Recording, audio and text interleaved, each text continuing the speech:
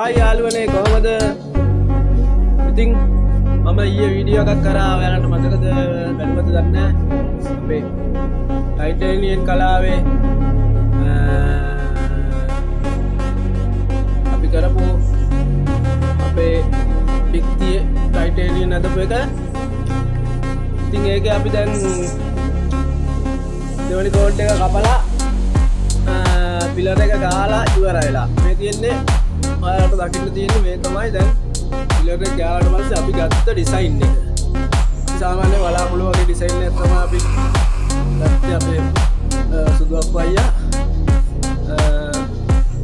යාසෙන් අත කරපල තමයි මේ ගත්තේ. ඉතින් දැන් එයා දැන් මේකේ අවසාන අදියර අපි යන්නේ টොප් කෝඩ් එක ගාගෙන ඉන්නේ. දැන් එයා টොප් කෝඩ් එක අර පැත්තෙන් ගාගෙන එනවා.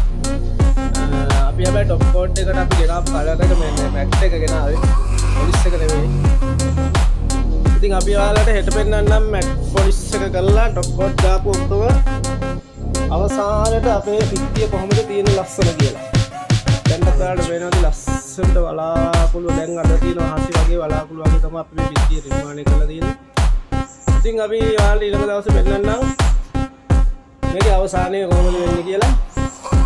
කාට හරි කෙනෙකුට මේ වගේ පිටියක් සකසා ගන්න ඕනි නම් අපේ සුදු අප්පයියාට කතා කරන්න. සුදු අප්පයියා නම්බරේ 076621345. එහෙනම් ඔයාලට සුබ දවසක්. ආයෙත් හමු වෙමු.